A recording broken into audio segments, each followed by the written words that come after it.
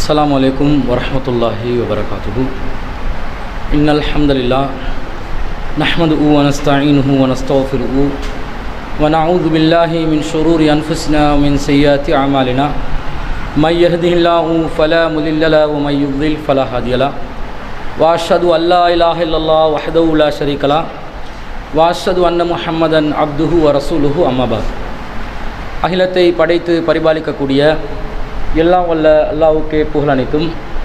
அல்லாஹுவின் சத்திய தூதர் எம் உயிரிலும் மேலான கண்மணி நாயகம் ஸல்லல்லாஹு அலைஹி வஸல்லம் அவர்கள் மீதும் அன்னவர்களை பின்பற்றி வாழக்கூடிய அனைத்து முஸ்லிம்கள் மீதும் எல்லாம் வல்ல அல்லாஹுவின் கருணையும் சாந்தியும் என்னென்னும் நிலவட்டுமாக.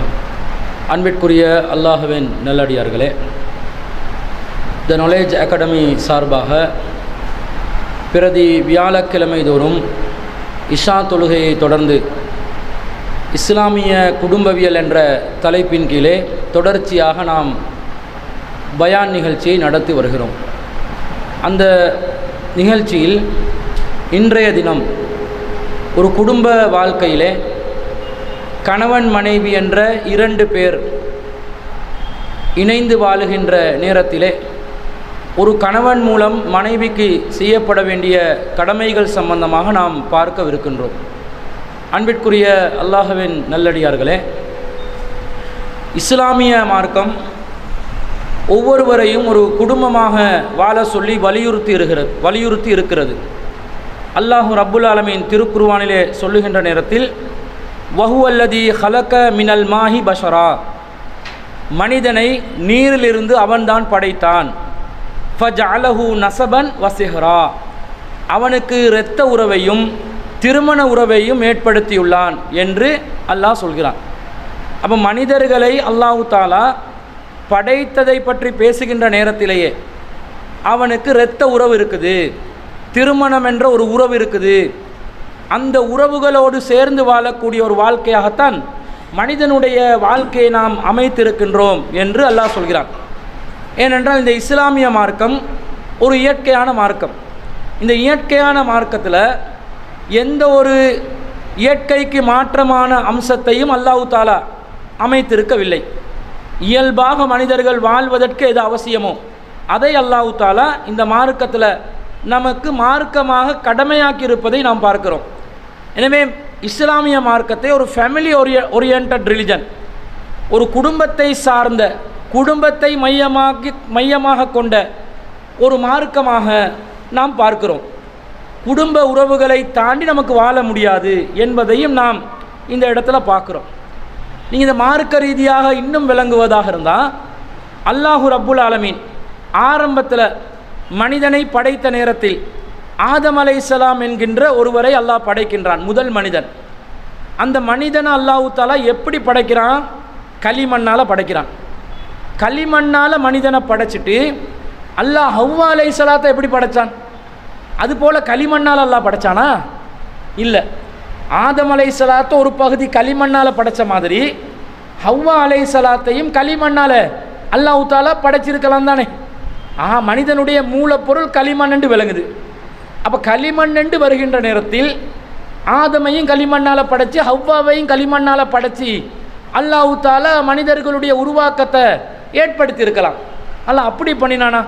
அப்படி பண்ணலை. அல்லாஹ் தஆலா என்ன சொல்கிறான்?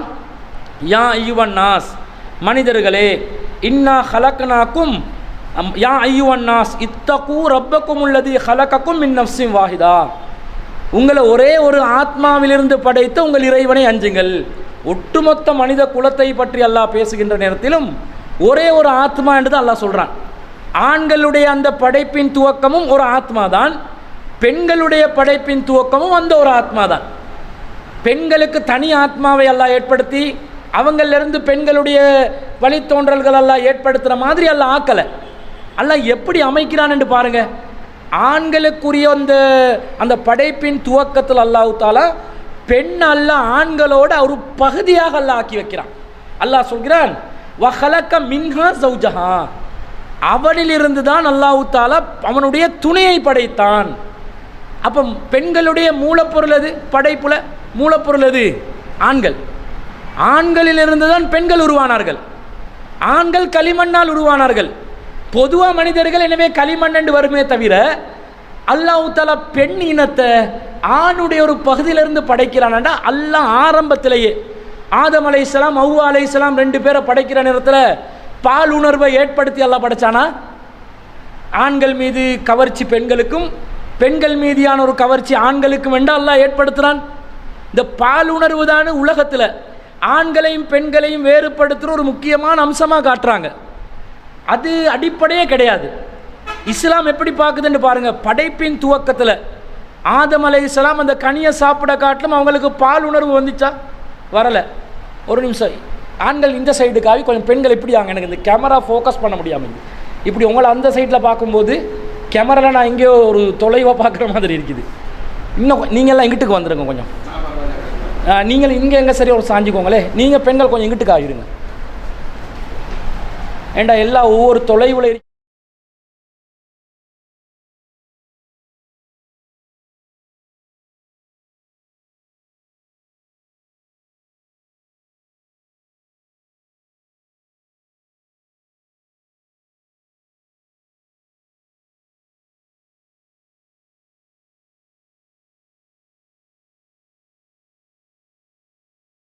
அலைஹிஸ்ஸலாம் ஹவ்வா அலைஹிஸ்ஸலாம் என்றவங்களை படைக்கும் பொழுதே ஆரம்பத்தில் அவங்களுக்கு பால் உணர்வு இருக்கலை. தடுக்கப்படுது ஒரு மரம். அந்த மரத்தின் கனியை சாப்பிட வேண்டாம் என்று அல்லாஹ் தஆலா தடுக்கிறான். அந்த கனியை சாப்பிட்ட பிறகுதான் அவங்களுக்கு அவர்களுடைய பால் உணர்வு எல்லாம் வெளிப்படுது. உறுப்புகள் எல்லாம் இலை கொலைகளால் மறைக்க ஆரம்பிக்கிறாங்க. அதுக்கு முன்னாடி அல்லாஹ் தஆலா ஜோடியை படைக்கிறான். ஜோடி என்றா அப்போ பால் உணர்வுக்காகவா, இல்லறத்துக்காகவா? பெண் என்று சொன்னாலே காமத்துக்காகவா? இஸ்லாம் அப்படியா பார்க்குது? இஸ்லாத்துடைய மனிதனுடைய துவக்கம் அதுவா? இல்லை, மனிதனுக்கு ஒரு துணை என்றான். இந்த மனைவியை எப்படி விளங்கி வச்சிருக்கிறான் என்று சொன்னால், துணை என்ற உடனே மனைவி என்பவர் இல்லற சுகத்தை தரக்கூடிய ஒரு ஆளு, ஒரு இயந்திரம் என்ற மாதிரி ஒரு கண்ணோட்டம் இருக்குது. இன்றைய இஸ்லாமிய சமூகத்துக்குள்ளேயும் இந்த கண்ணோட்டம் பரவலாக இருக்கிறத நாங்கள் பார்க்குறோம். அப்படிப்பட்ட ஒரு நிலையில் பெண்கள் அல்லாஹ் தஆலா வைக்கலை. அந்த உணர்வு, பால் உணர்வு என்பது ஒன்று உண்டு, அது யாரும் மறுக்கிறதுக்கு இல்லை. அதுதான் அடிப்படையான்னு கேட்குறேன். ஆண் பெண் உருவாக்கத்தினுடைய அடிப்படை அது இல்லை. ஆதம் அலைஹிஸ்ஸலாம் ஒரு மனிதராக படைக்கப்படுகின்ற நேரத்தில், அவருக்கு துணையாக ஹவ்வா அலைஹிஸ்ஸலாம் அவர்கள் படைக்கப்படுகின்ற நேரத்தில், ஆணிலிருந்தே பெண்ணை உருவாக்கப்பட்டாலும் அவங்க 2 பேருக்கு மத்தியில் பால் உணர்வு இல்லாமலேயே அல்லாஹ் சொல்கிறான், வஹலக மின்ஹா ஸௌஜஹா, அவனிலிருந்து அவனுடைய துணையை அல்லாஹ் படைத்ததாக சொல்கிறான். இந்த துணை என்பது காமத்தையும் பால் உணர்வையும் அடிப்படையாக கொண்டது அல்ல. ஒரு பாசம், அன்பு, நேசம் இது இருக்கணும். சொர்க்கத்தில் ஹவ்வா அலைஹிஸ்ஸலாத்துக்கு துணையாக ஆதம் அலைஹிஸ்ஸலாம் வந்தாங்கன்னு சொன்னால், சார்ஜர் எடுங்களேன். ஆதம் அலைஹிஸ்ஸலாத்துக்கு துணையாக ஹவ்வா அலைஹிஸ்ஸலாம் வந்தாங்கன்னு சொன்னால் அது தேவையில்ல, பரவாயில்ல இருக்கட்டும். ஆதம் அலைஹிஸ்ஸலாம் அவர்களுடைய அந்த உணர்வுகளுக்காக வேண்டியே ஹவ்வா அலைஹிஸ்ஸலாம் வரவில்லை என்றது எங்களுக்கு தெளிவாக விளங்குது. ஹவ்வா அலைஹிஸ்ஸலாத்துக்கு உழைச்சி கொடுக்கறதுக்காக ஆதம் அலைஹிஸ்ஸலாம் அவங்க இருந்தாங்க, அல்லது ஆதம் அலைஹிஸ்ஸலாத்துக்கு உழைச்சி கொடுக்கறதுக்காக ஹவ்வா அலைஹிஸ்ஸலாம் அவங்க இருந்தாங்க என்ற மாதிரி ஒரு எண்ணமாவது இருக்குதா? இல்லையே. சொர்க்கத்தில் தான் எல்லாம் கிடைக்குமே. அல்லாஹ் தஆலா சொர்க்கத்துக்குள்ள அவங்கள அனுப்பி என்ன சொல்றான்? உஸ்குன் அன்த வ ஸௌஜுகல் ஜன்னா, நீங்கள் உங்களுடைய மனைவியும் சொர்க்கத்துக்குள்ள குடியிருங்கள். வ குலா மின்ஹா ரகதன் ஐசு ஷிதுமா, நீங்கள் அங்கே விரும்பியதெல்லாம் என்ன செய்யுங்க? சாப்பிடுங்க. விரும்பியதெல்லாம் சாப்பிடலாம், நினைக்கிறதெல்லாம் கிடைக்கும். இவங்க அவங்களுக்கு துணையாக இருந்து, அவங்க இவங்களுக்கு துணையாக இருந்து உழைச்சி சாப்பிட்றதுக்குரிய ஒன்றும் அங்கே இல்லை.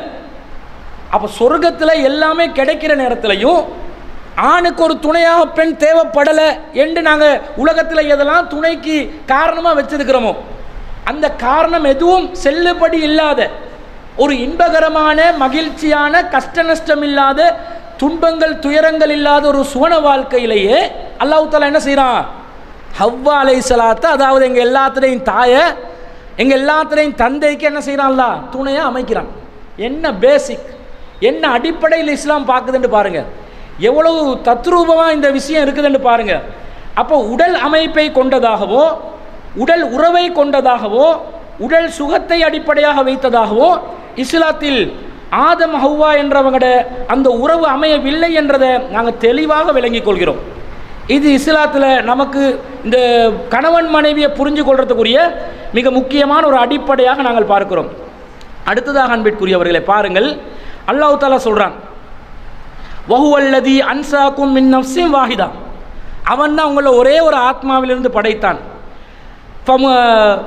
முஸ்தகருன் வ முஸ்தௌதஉன், உங்களுக்குரிய தங்குமிடமும் ஒப்படைக்கப்படும் இடமும் உங்களுக்கு உண்டு.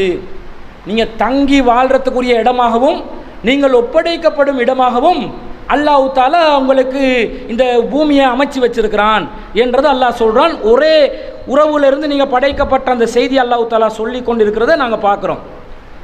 அப்போ கணவன் மனைவி என்றவங்க இந்த அண்டர்ஸ்டாண்டிங்கை முதல்ல உங்களோட உள்ளத்துக்குள்ளே எடுத்துக்கொள்ளணும். எந்த அண்டர்ஸ்டாண்டிங்கை? நீங்கள் யாராக இருந்தாலும் நீங்கள்லாம் உங்களிலிருந்து வந்தவங்க. நீங்கள் எல்லாம் ஒரு சுயநலமான நோக்கத்தோடு ஆண் பெண்ணை பார்க்கக்கூடாது. எப்படி நீங்கள் பார்க்கணும்? ஆண்கள்லேருந்து பெண்கள், பெண்களுக்கு எப்படி பெண்கள் எதுக்காக? துணையாக, ஆணுக்கு துணையாக, ஆணுக்கு ஆறுதலாக, ஆணுக்கு நிம்மதியாக, ஆணுக்கு சந்தோஷத்தை கொடுக்கக்கூடியதாக பெண்கள் அமைய வேண்டும் என்ற அந்த செட்டப்பில் தான் இந்த உலகமே துவக்கப்பட்டிருக்குது. இந்த கன்செப்டை சரியாக புரிந்து கொள்ளாத காரணத்தினால் அடித்து கொண்டு பிடிச்சு கொண்டு சண்டை பிடிச்சு கொண்டு சச்சரவு செஞ்சு கொண்டு கணவன் மனைவி நிம்மதி இழந்து கொண்டு இருக்கக்கூடிய காட்சிகளை நாங்கள் அன்றாடம் பார்க்கிறோமா இல்லையா? இந்த நிலையை தவிர்த்து கொள்வதற்காகத்தான் இஸ்லாமிய மார்க்கம் ஒரு கணவன் மனைவி எப்படி இருக்கணும் என்ற அந்த அடிப்படையை சொல்லுது. அந்த அடிப்படையை நாங்கள் சரியாக விளங்கி நடக்கணும். அன்பிற்குரியவர்களே, இன்றைய தினம் நான் சொல்ல போகிறது கணவன் எப்படி மனைவியோட வாழணும் என்றது. இதை புரிஞ்சு கொண்டு இதை விளங்கி கொண்டு நம்ம மக்கள் என்ன நினைக்கிறாங்கண்டா, எப்போ பாரு பெண்களுக்கு சார்பாகவே இவங்க பேசுகிறாங்க என்ற மாதிரி நினைக்கிறாங்க. இன்ஷால்லா அடுத்த வாரம் மனைவி கணவனுக்கு என்ன செய்யணும் என்றதை பார்ப்போம். ஆனால் எதை சொன்னாலும் இஸ்லாத்தில் எது உள்ளதோ அதை தான் சொல்கிறோம். இஸ்லாம் எப்படி ஒரு கணவனை ஒரு இடத்துல வச்சிருக்குது, ஒரு தரத்தில் வச்சிருக்குது, அந்த இடத்துல வச்சிருக்கக்கூடியதை நாங்கள் அந்த இடத்துல வச்சு தானே பேசணும். இஸ்லாம் சொன்ன விதத்தில் தானே பேசணும். அந்த அடிப்படையில் இதை நாங்கள் அணுகிறத நீங்கள் புரிஞ்சுக்கொள்ளணும். முதல்ல கணவன் மனைவி என்ற அந்த வாழ்க்கையில் அல்லாஹ் தஆலா நமக்கு விதியாக்குற அடிப்படையான விஷயம் என்னென்று சொன்னால், நீங்கள் நபி ஸல்லல்லாஹு அலைஹி வஸல்லம் ஊடாக ஒரு செய்தி வருது. எப்படி வருது? ரசூல் ஸல்லல்லாஹு அலைஹி சொல்கிறாங்க,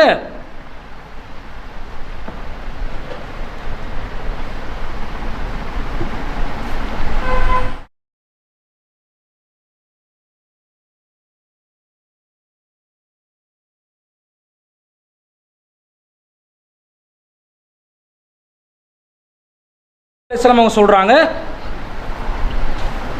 அக்மல் மூமினீன ஈமானன், மூமின்கள்ல முழுமையானவர் யார் தெரியுமா? முழுமையான இறை நம்பிக்கை கொண்டவர் யார் தெரியுமா? அவர் இறை நம்பிக்கை கொண்டவர்களில் முழுமையான இறை நம்பிக்கை கொண்டவர்கள் யார் என்று சொன்னால், அஹ்சனுஹும் ஹுலுகா, நற்குணங்களில் யார் சிறந்து விளங்குவாங்களோ அவங்க தான் என்று நபி ஸல்லல்லாஹு அலைஹி வஸல்லம் அவங்க சொல்கிறாங்க. நற்குணங்களில் நீங்கள் சிறந்தவர்களாக இருக்கணும் சொல்லிட்டு, வா ஹியாருக்கும் ஹியாரிக்கும் லினிசாயிக்கும் ஹுலுகா, உங்களில் சிறந்தவர் யார் என்று சொன்னால் உங்களோட மனைவிமார்கள் மத்தியில் யார் சிறந்தவர்களாக இருப்பீர்களோ அவர்கள்தான் உங்களில் சிறந்தவர்கள் என்று நபி ஸல்லல்லாஹு அலைஹி வஸல்லம் சொல்கிறாங்க. அப்போ மனைவிமார்களில் நாங்கள் சிறந்தவர்களாக இருக்கணும். இதை யாரும் என்ன நினைக்கக்கூடாது, ஒரு கண்ட்ரவர்ஷியலான மேட்டராக நினச்சிடக்கூடாது. மனைவி கிட்ட நான் நல்லவனாக இருக்கிறதுனால ஏன் உம்மா என்ன நினைப்பாங்க, ஏன் வாப்பா என்ன நினைப்பாங்க, என்னுடைய சகோதரிகள் என்ன நினைப்பாங்க, என்னுடைய நண்பர்கள் என்ன நினைப்பாங்க, இதெல்லாம் அவசியம் இல்லை. அல்லாஹ்வின் தூதர் ஸல்லல்லாஹு அலைஹி வஸல்லம் அவர்கள் அடிப்படையாக எது சீரமையணும் என்று நினைக்கிறாங்க தெரியுமா? ஒரு குடும்பம், கணவன் மனைவி என்ற அந்த இரண்டு பேர் அவர்கள் சிறந்தவர்களாக விளங்க வேண்டும் என்று நபி ஸல்லல்லாஹு அலைஹி வஸல்லம் அவங்க எதிர்பார்க்குறாங்க. அது அப்படி சிறந்தவர்களாக இருந்தால் தானே அவர்களுடைய பிள்ளைகள் சிறந்தவர்களாக வருவார்கள். பிள்ளைகள் சிறந்தவர்களாக இருந்தால் தானே அடுத்த ஜெனரேஷன் சிறந்தவர்களாக ஆகுவாங்க. இந்த கணவன் மனைவி தானே பிள்ளைகளுக்கு பெற்றோர்களாகவும் மாறுவாங்க. எல்லாத்துக்கும் பேசிக் அடிப்படை என்ன? மனைவிமார்களில் சிறந்தவர்களாக கணவன் இருந்தால் கணவன் நல்லவனாக இருப்பார், அப்போ மனைவியும் நல்லதாக நடந்து கொள்வாங்க. இந்த பேசிக் கன்செப்டை இஸ்லாம் ஆணித்தரமாக சொல்வதை நாங்கள் பார்க்கிறோம். இதை யாரும் எப்படி விளங்கி கொள்ளக்கூடாது என்று சொன்னால், இது இஸ்லாம் பெண்களை ஒரு மேலே கொண்டாந்து வைக்குது, ஆண்களை மட்டமாக யோசிக்குது. கணவன் மனைவி கிட்ட நல்லவங்களாக இருக்க போகிற நேரத்தில் இவங்களோட குடும்பத்தில் என்னடா நீ மனைவி கிட்டையே அப்படி நீ சுருண்டு பிறண்டு கொண்டு இருக்கிறாய், மனைவியோட வாழ்க்கை தான் உன்னோட வாழ்க்கையாக மாறிடுச்சு, உனக்கு மனைவியை விட்டா வேற ஆக்களே உலகத்தில் இல்லையா என்று பேசுகிற மாதிரி யாரும் நினைத்து விடக்கூடாது. அப்படி நினைப்பவர்கள் இந்த ஹதீஸுக்கு மாறு செய்கிறார்கள். ரசூல் ஸல்லல்லாஹு அலைஹி வஸல்லம் என்ன வார்த்தையை பயன்படுத்துகிறாங்க? உங்களில் சிறந்தவர்கள் ஈமானில் முழுமை பெற்றவர்கள், வஹியாருக்கும் லினிசாயிம் ஹுலுகா, உங்களில் சிறந்தவர் எப்படி ஈமானில் சிறந்தவர்கள், நம்பிக்கை முழுமை பெற்றவர்கள், நற்குணத்தில் முழுமை பெற்றவர்கள் என்று சொல்லிட்டு மனைவி கிட்ட நல்லவனாயிரி. அதோட அர்த்தம் இப்படி ரிவர்ஸில் புரியக்கூடாது. மனைவி வஞ்சவத்தை சொல்லி கொடுப்பா, மனைவி பொறாமையை சொல்லி கொடுப்பா, மனைவி குரோதத்தை சொல்லி கொடுப்பா, மனைவி துரோகத்தை சொல்லி கொடுப்பா, மனைவி அநியாயத்தை சொல்லி கொடுப்பா. அதுக்கும் கணவன் தலையை ஆட்டணும் என்றது இல்லை. இஸ்லாம் நீதியாக நடக்க சொல்லுது, நேர்மையாக நடக்க சொல்லுது, நிதானமாக நடக்க சொல்லுது. நாங்கள் பக்கச்சார்பு இல்லாமல் நடக்கணும். ஆனால் மனைவியோட நல்லபடியாக நடக்கணும் என்று இஸ்லாம் சொல்லுது. அவர்களுடைய அநியாயங்களுக்கு தலையாட்டி கொண்டு இல்லை. அநியாயங்களுக்கு தலையாட்டினாலும் மனைவி கிட்ட நல்லவங்களா இருக்கலாம் தானே. உன்னோட உம்மாவை பார்க்காதே, உன்னை கூட பிறந்தவங்களுக்கு நீ ஒன்றும் செய்யாதே, உன் குடும்பத்தோட நீ ஒழுங்காக நடக்காதே, உன் குடும்பத்துக்கு நீ தர்மம் பண்ணாதே, இப்படியும் சொல்லலாம் மனைவி. இந்த சொல்ல கணவன் கேட்டால் கணவன் மனைவி கிட்ட நல்லவராகுவார். இந்த நல்லதை சொல்லலை. இஸ்லாம் பாவத்தை அங்கீகரிக்குமா? அப்படி சொல்லலை. இஸ்லாம் என்ன சொல்லுதுண்டா, இயற்கையாக ஒரு மனைவியாக வாழ்வதற்கு, இஸ்லாம் சொல்கின்ற ஒரு மனைவியாக வாழ்வதற்கு நீ உண்ட தரப்பிலிருந்து நல்ல கணவனாக நடந்து கொள். அப்போ மனைவி ஒரு சில பலவீனங்களோடு குறைபாடுகளோடு இருந்தாலும் அவளோடு நீ நடக்கின்ற இந்த விஷயங்களை அணுகுமுறைகளை பார்த்துட்டு அவளை நல்லவளாக மாறலாம், குறைகளை சரி செய்து கொள்ளலாம். இந்த உள்கருத்து இருக்குதா இல்லையா? இருக்குது. அப்போ பாவங்களையும் அநியாயங்களையும் மனைவி சொல்லும் போது அதுக்கு அடிப்பணிந்து நடப்பது மனைவியர்களில் நீங்கள் நல்லவராகுவதற்குரிய வழிமுறை அல்ல. அதை இஸ்லாம் அங்கீகரிக்காது. யாருக்கும் அநியாயம் செய்யக்கூடாது, யாருக்கும் யாருடைய பாவத்துக்கும் துணை போகக்கூடாது. ஆனால் நீ கணவனாக மனைவிக்கு செய்ய வேண்டிய நல்லவைகளை அழகான முறையில் செய்ய என்று இஸ்லாம் சொல்கிறது. அதை நாங்கள் செய்ய வேண்டும். அப்போ மனைவி கிட்ட நீங்கள் நல்லவங்களாக இருக்கிறதுக்கு என்ன செய்யணும்? மனைவிக்கு நீங்கள் பர்த்டேக்கு கேக்கு வாங்கி கொடுத்தா நல்ல பேர் எடுத்துக்கொள்ளலாமா? அனிவர்சரிக்கு சாரியோ சல்வாரோ சுடிதாரோ அல்லது ஒரு ஜீன்ஸு பேண்ட்டையோ நீங்கள் வாங்கி கொடுத்தா நீங்கள் பொண்டாட்டிக்கிட்ட நல்ல பேர் எடுத்தால் அதுதான் இஸ்லாம் சொல்லுதா? இப்படி தான் நல்லவா இருக்கணும் என்று சொல்லுதா? அல்லது புதுசாக ஒரு சினிமா ஒன்று ரிலீஸ் ஆகும்போது சிட்டிக்கு என்ன கூட்டி போகணும், அல்லது சமந்தாவுக்கு கூட்டி போகணும், தியேட்டருக்கு கூட்டி போனால்தான் மனைவிக்கு நான் நல்லவனாக இருப்பேன் என்று நல்லதாக அப்படி காட்ட சொல்லுதா? இல்லை. நீங்கள் நினைக்கிறதெல்லாம் இஸ்லாம் நல்லதாக சொல்லாது. நீங்கள் கண்டதையும் நல்லதுன்னு நினைப்பீங்க, கெட்டதையும் நல்லதுன்னு நினைப்பீங்க. இஸ்லாம் அதுக்கு வரைவிலக்கணம் என்னன்றதை நபிகள் நாயகம் ஸல்லல்லாஹு அலைஹி வஸல்லம் அவங்க பல பொன்மொழிகளூடாக நமக்கு சொல்லித்தாராங்க. எப்படி சொல்லித்தாராங்க? ஒரு நபித்தோழர் கேட்கிறார், யா ரசூல் அல்லா, மா ஹக்கு ஜௌஜதி அஹதினா அலைஹி, நம்முடைய மனைவிக்கு நாம் செய்ய வேண்டிய கடமைகள் என்னப்பா என்று கேட்குறாங்க. அல்லாஹ்வின் தூதரே, மனைவிக்கு நாங்கள் செய்ய வேண்டிய கடமை என்ன? அவர் ரசூல் ஸல்லல்லாஹு அலைஹி வஸல்லம் அழகான வார்த்தைகள்லாம் சொல்கிறாங்க. அன் துதிமஹா இதா தஇம்த, நீ சாப்பிடும்போது மனைவிக்கு சாப்பிட கொடு. பாயிண்ட்டுகளை ஒவ்வொன்றா கவனிங்க. நீ சாப்பிடும்போது மனைவிக்கு சாப்பிட கொடு. வ தக்ஸுஹா இத தசைத்த, நீ உடுக்கும்போது மனைவிக்கு உடுக்க கொடு. அதே மாதிரி வலா தொலரிபில் வஜ்ஹ, அவளுடைய முகத்தில் அரைந்து விடாதே. பாயிண்டாக கவனிங்க, ஒவ்வொன்றா பார்க்கணும்.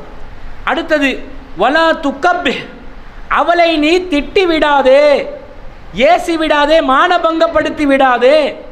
வலா தஜ்ஹுர் இல்லா ஃபில் பைத்தி, வீட்டில் தவிர வெளியே எங்கேயும் அவளை கண்டித்து விடாதே. மனைவிக்கு நாங்கள் செய்ய வேண்டிய கடமைகளாக ரத்தின சுருக்கமாக அல்லாஹ்வின் தூதர் ஸல்லல்லாஹு அலைஹி வஸல்லம் அவர்கள் சொல்லி தந்த விஷயங்கள். முதலாவது என்ன? நீ சாப்பிடும்போது மனைவிக்கு சாப்பிட கொடு. எப்படி இந்த கன்செப்ட் எப்படி புரிஞ்சு கொள்றது? அதாவது நாங்கள் சாப்பிடும்போது மனைவியும் சாப்பிட்டு இருக்கணும். இதை பலவிதமான முறைகளில் நாங்கள் புரிஞ்சு கொள்ளலாம். இப்போ நானும் மனைவியும் ஒன்றாக சாப்பிடணும் என்றதும் இதில் வருதா இல்லையா?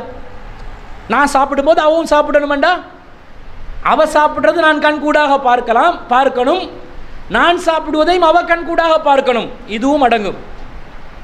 நான் எங்கிருந்தும் சாப்பிடலாம், மனைவியும் எங்கிருந்தும் சாப்பிடலாம். ஏண்டா தொழில் விஷயமாக வெளியே போக வேண்டி வரும், சமூக பணி விஷயமாக வெளியே போக வேண்டி வரும், இபாதத் செய்வதற்காக பள்ளிவாசலுக்கு போக வேண்டி வரும், பல விஷயங்களில் பிரிய வேண்டிய தூரமாக வேண்டிய கட்டங்கள் வரும்.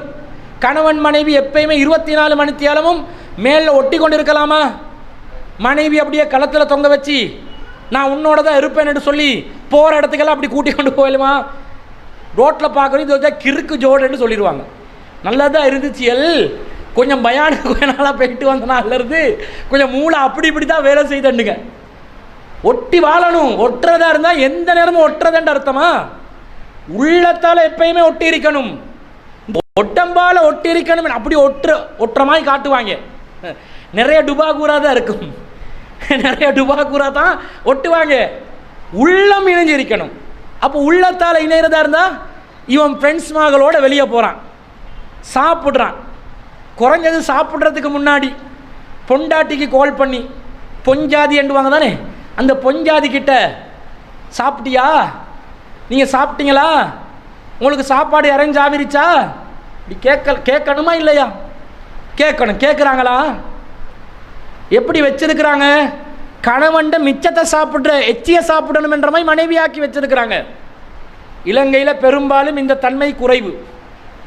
நீங்கள் தமிழகத்துக்கு போனீங்கன்னு சொன்னால் அது இந்து மத கலாச்சாரத்தோடு ஒட்டி இருக்கக்கூடிய ஒரு சமூக கலாச்சார அமைப்பில் பெரும்பாலும் கணவன் சாப்பிட்ட பிறகு அவங்கள சாப்பிட்ட அந்த தட்டில் மிச்சம் மீதியோட சேர்த்து அவங்க சாப்பிடணும் என்ற மாதிரி ஒரு சமூக வழக்கம் இருக்குதா இல்லையா? ஒரு கலாச்சாரம் இருக்குதா இல்லையா? பிற மதத்தவர்கள் அதுதான் புனிதமாக கருதுகிறாங்க. அந்த மாதிரி ஒரு நிலை நாங்கள் முஸ்லிம் சமூகத்திலையும் பார்க்குறோம். மனைவி எப்போ சாப்பிடணும்? கணவன் சாப்பிட்ட பிறகு எச்சி மிச்சங்கள் ஏதாவது இருந்தால் தான் தொட்டு சாப்பிட்ற மாதிரி ஆக்குறாங்க. இப்போ இலங்கையில் என்ன நடக்குதுன்னு கேட்டால் பெரும்பாலும் மனைவி சாப்பிட்டாளா இல்லையா இதெல்லாம் கேட்குறதே இல்லை. என்ன அவ செய்கிறான்றது யோசிக்கிறதும் இல்லை. இவன் பாட்டுக்கு விதமாக வயிறு முற்றத்துக்கு அப்படி அடிச்சுட்டு வருவான். புது கடைக்கு போகிறான் ஃப்ரெண்ட்ஸ்மார்களோட, மாதத்துக்கு 2-3 தடவை போவான்.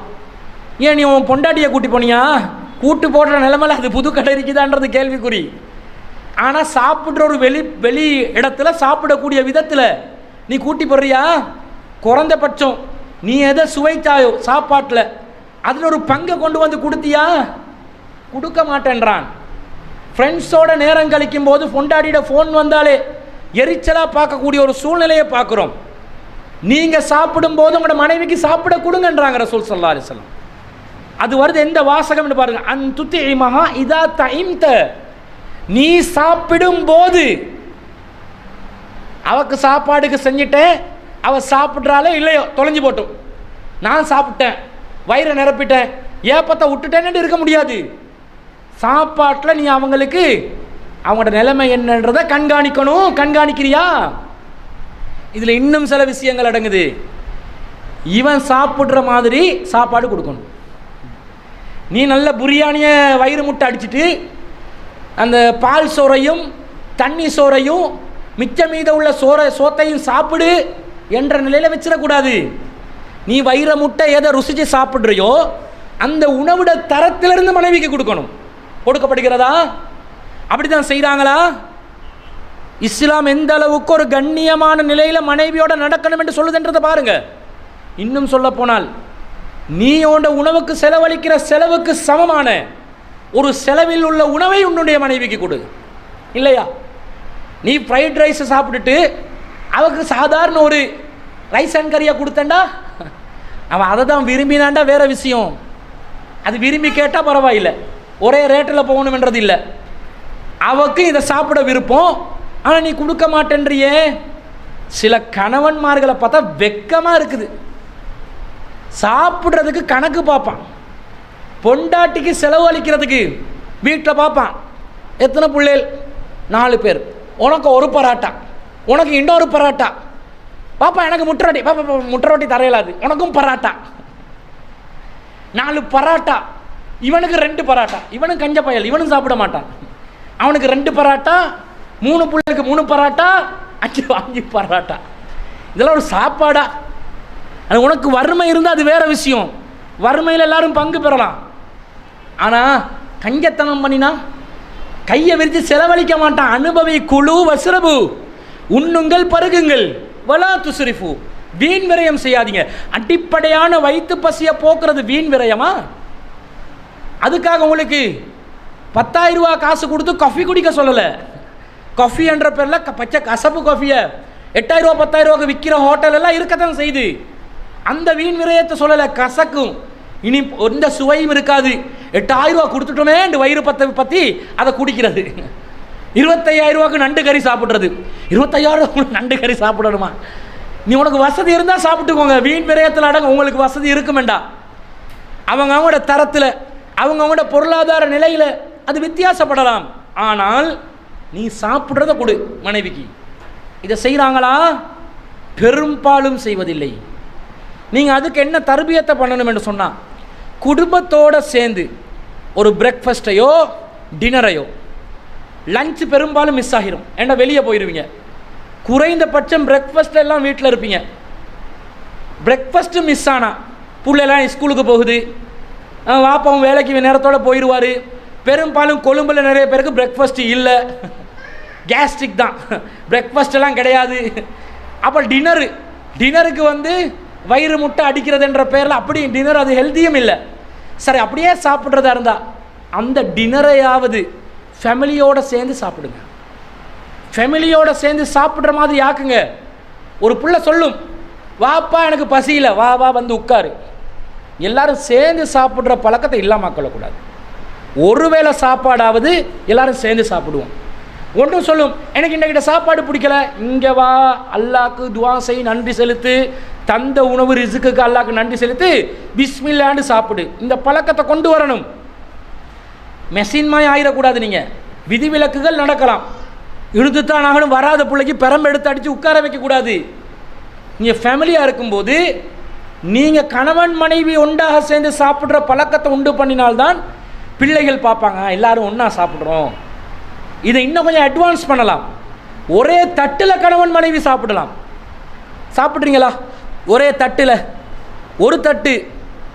ஒரு தட்டுன்னா பெரிய 6 பேர் உட்கார்ற சகானை வச்சு அந்த தொங்கலை நீ, இந்த தொங்கலை நான் இல்லை. அதாவது ஒரு தட்டில் சாப்பிட்ற மாதிரி. ரசூல் ஸல்லல்லாஹு அலைஹி வஸல்லம் ஆயிஷா ரலியல்லாஹு அன்ஹா பெரும்பாலும் ஒரு தட்டில் சாப்பிடுவாங்க. ஏன்னா அவங்களோட கை வீரல்கள் எல்லாம் படும், சமையல்லாம் அந்த சாப்பிடும்போது கை வீரல்கள் படும் என்ற மாதிரியெல்லாம் வரும். அப்போ என்ன இதில் விளங்குறோம்? அந்த இணைப்பை கொண்டு வர்றதுக்குரிய, சந்தோஷத்தை கொண்டு வர்றதுக்குரிய ஒரு வழிமுறையாக இருக்குது. இதை உங்களோட ஃபேமிலிகளில் நீங்கள் அப்ளை பண்ணுங்கள். இதை பெரும்பாலும் கிறிஸ்தவ குடும்பங்களில் நீங்கள் பார்ப்பீங்க.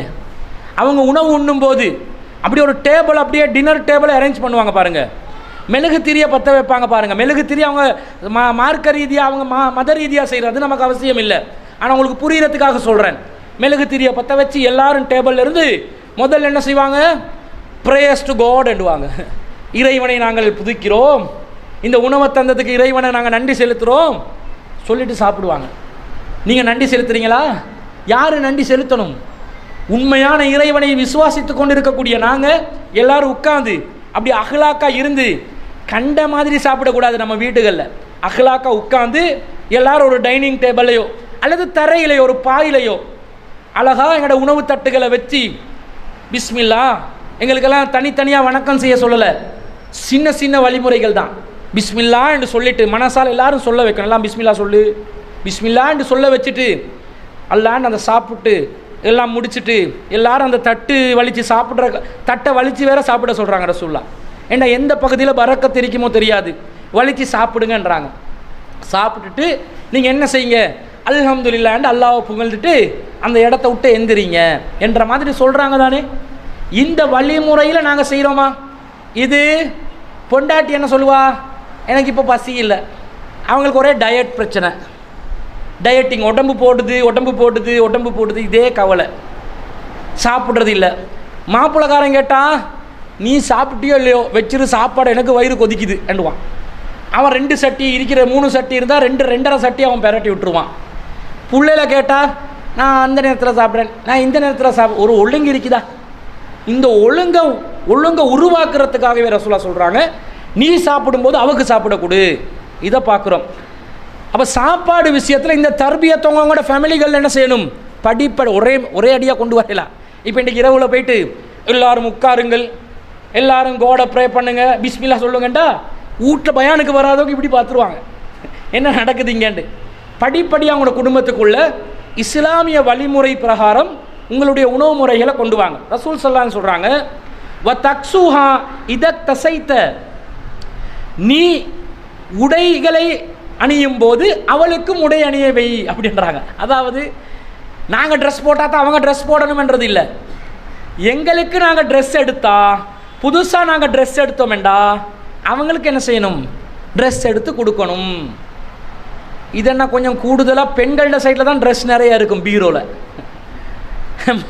மாறி தான் நடக்கும். நாங்கள் ட்ரெஸ் எடுக்கிறோமோ இல்லையோ அவங்களுக்கு ட்ரெஸ் எடுத்துருவாங்க. நல்ல சீத்த புடவை இல்லை, நல்ல புடவை ஒன்று வந்துச்சு, நல்ல சிந்தட்டிக் மெட்டீரியலு, கொட்டன் மெட்டீரியலு, அந்த பேர் இந்த பேருன்ற ஒவ்வொரு பேரில் ஒரு பேர்கள் ஞாபகத்துக்கு வருது இல்லை, பயான் நேரத்தில் வருது இல்லை, சும்மா நேரத்தில் வந்துடும். அப்போ ஒவ்வொரு பேரை சொல்லி மெட்டீரியலாக வாங்கி வீட்டுக்கு பக்கத்தில் தையல்காரி ஒன்று இருந்தாண்டு வைங்க, அவ்வளவுதான் கதை. மாப்பிள்ளை இருந்து முடிஞ்சு தச்சி பீரோ நிறைய அடிக்கிட்டு சொல்லுவா, எனக்கு என்ன அவ்வளோ பெருசாக உடுப்பே இல்லைண்டுவான். இது நடக்குது. ஆனால் அவங்க எடுத்து தைக்கிறாங்களோ இல்லையோ அவங்களுக்கு இருக்கிற ஒரே சுகம் அது தானே, ஒரு ட்ரெஸ்ஸை தச்சு உடுக்கிறது தானே. நீங்கள் என்ன எந்த நேரமும் வெளியவா கூட்டிகிட்டு போகிறீங்க, அவங்கள விதவிதமாக உடுத்து அலங்கரிக்க வைக்க, வீட்டுக்கு ஒரு புடவை, கொட்டன் புடவை எடுத்து தச்சு உடுக்க போகிறாங்க, உடுக்க வச்சுருங்க. அவங்க வாங்கி உடுக்கிறாங்களோ இல்லையோ, ரசூலுல்லாஹ் உங்களுக்கு தந்த ஆர்டர் என்ன தெரியுமா, நீங்கள் உடை அணியும் போது அவங்களுக்கு உடை அணிய வைக்கணுமெண்டா, நீங்கள் உங்களுக்கு புதுசாக ஒரு ட்ரெஸ் எடுத்தீங்கன்னு வைங்க, அவங்களுக்கும் சேர்த்து தான் எடுக்கணும். அப்படியா எடுக்கிறீங்க? நீங்கள் டெனிம் ஒன்று எடுப்பீங்க, ட்ரௌசர் பேண்ட் எடுப்பீங்க, அல்லது இந்த ஒரு ஷர்ட் எடுப்பீங்க, ஒரு டிஷர்ட் எடுப்பீங்க, ஒரு பெல்ட் எடுப்பீங்க, ஒரு பர்ஸ் எடுப்பீங்க. இதெல்லாம் ட்ரெஸ்ஸில் எக்ஸ்ட்ரா ஃபிட்டிங்ஸோடு சேர்ந்து வர்றது. அது எடுக்கும் போதெல்லாம் நீங்கள் பர்ஸ் எடுக்கும்போது உங்களோட மனைவிக்கு பர்ஸ் எடுத்து கொடுப்பீங்களா? செருப்பு எடுக்கும்போது மனைவிக்கு செருப்பு எடுத்து கொடுப்பீங்களா? மாட்டீங்க. நீங்கள் புதுசாக ட்ரெஸ் எடுக்கும்போது இறை தூதர் சொல்லிவிட்டார்கள், நான் அணியும் போது அவளை அணிய வைக்கணும். அதாவது என்ன அர்த்தம், எல்லாம் உடுத்து தான் நிற்க போகிறோம், ட்ரெஸ் எடுக்கும்போது அவங்களுக்கு எந்த ஒரு பங்கு கொடுக்கணும்.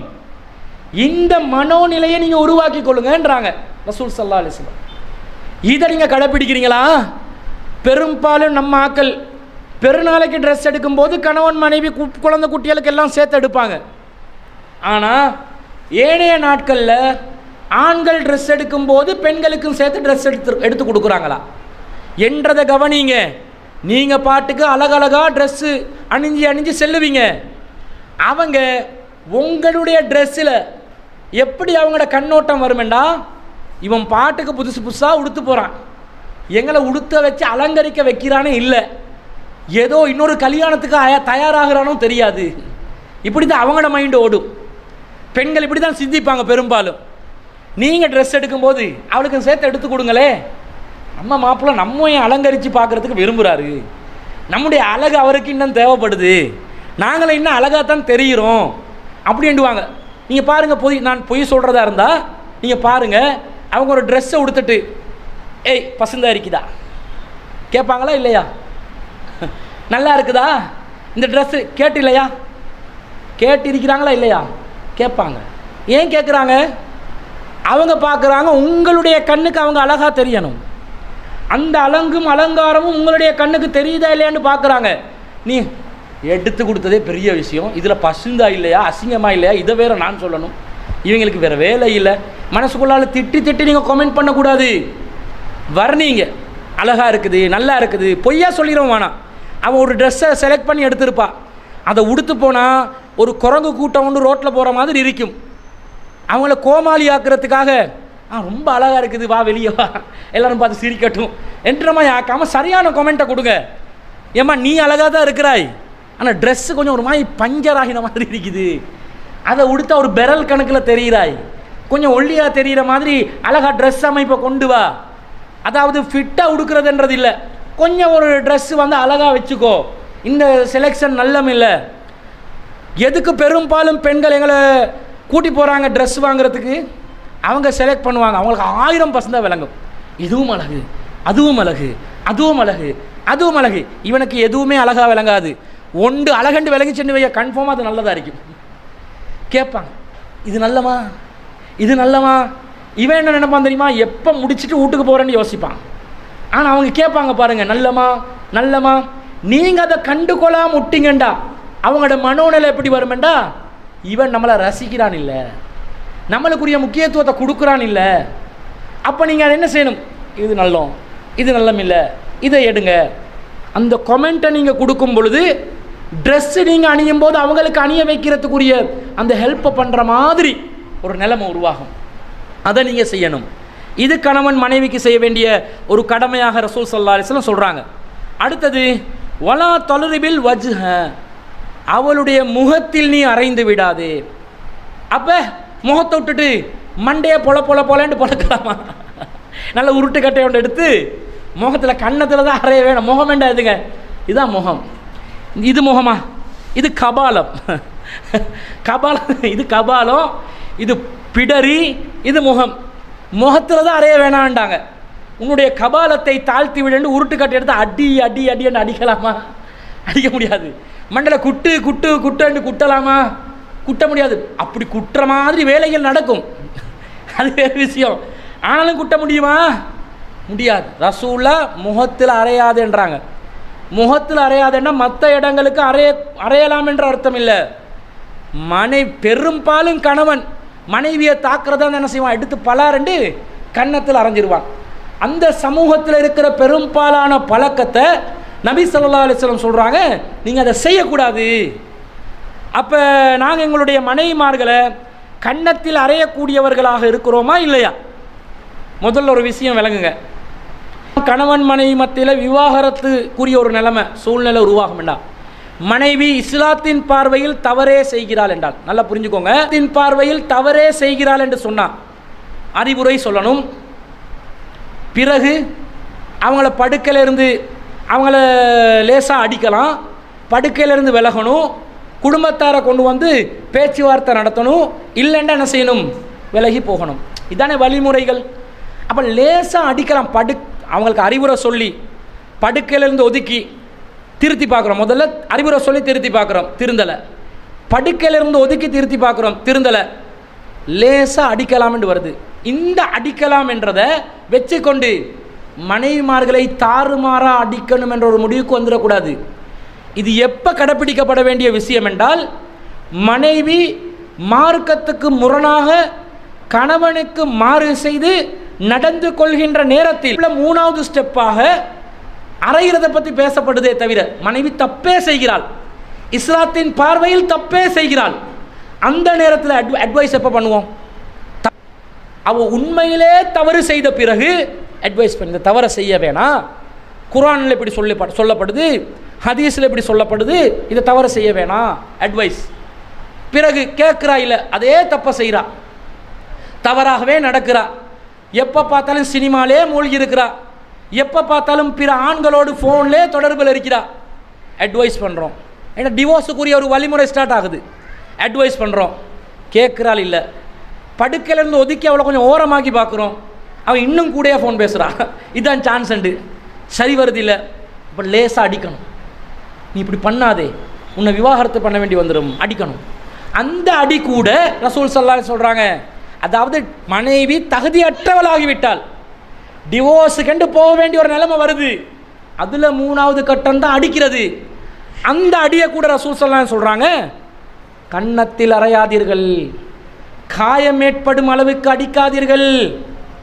இஸ்லாம் இந்த இடத்துல அடிக்கிறதுக்கு மனைவிக்கு அனுமதி கொடுத்துச்சோ அந்த இடத்துல கூட தாறுமாற அடிக்கலாம் என்று புரியக்கூடாதுன்றதுக்காக முகத்தில் அறைந்து விடாதீர்கள், காயம் ஏற்படும் அளவுக்கு அறைந்து விடாதீர்கள் இஸ்லாம் சொல்லுது. ஏன் தெரியுமா? ரசூல் ஸல்லல்லாஹு அலைஹி வஸல்லம் இது பொதுவான பழக்கத்தில் நீங்கள் கணவன் மனைவிக்கு அடிக்கக்கூடியவங்களா மாறிட்டீங்க. ரசூல்லா ஒரு ரோசம் வர்ற மாதிரி கேட்குறாங்க. என்ன கேட்குறாங்க? கால லா யஜ்லிது அஹதுக்கும் இம்ராத்தஹு, உங்களில் யாரும் உங்களுடைய மனைவியை அடித்து விடாதீர்கள். ஜல்தல் அப்தி, ஒரு அடிமை அடிக்கிற மாதிரி அடிச்சிடாதீங்க. அடிமைகள், அவங்களுக்கு கொடுக்கப்பட்ட அடிமைகள், அவங்க சாட்டையால் அடிக்கிறது, உருட்டு கட்டையால் அடிக்கிறது, தும்பு கட்டையால் வெளுக்கிறது, கத்தியால் குத்துறது, மிரட்டுறது, இந்த வேலை பண்ணலாமா? இதை செய்யக்கூடாது. ஏன் தெரியுமா? சும்ம யுஜாமியுஹா ஃபி ஆஹிரில் யௌம், பிறகு இறுதி இரவிலே நீ அவளோட தாண்டா கட்டில படுக்கிறாய், வெக்கமில்லையா உனக்கு கேட்குறாங்க. மனைவி அடி அடியாண்டு அடிச்சுட்டு உனக்கு தேவை வரும்போது அவளை கட்டிலுக்கு கூப்பிடுறாயே, உனக்கு வெக்கம் இல்லையா? அப்போ உன்ட தேவைக்கு மட்டும்தான் மனைவியா? ஒரு நாளில் அடிக்கிறாங்க, அடித்த பிறகு அடித்து கொண்டே இருப்பானா? இவனுக்கு என்று இல்லற தேவை வரும். அப்போ என்ன செய்வான்? மாப்பிள்ளை சமாதானம் ஆகிக்கொள்வான். எப்படி சமாதானம்? அந்த தேவையை பூர்த்தி செய்கிறதுக்கு சமாதானம் ஆகுவான்.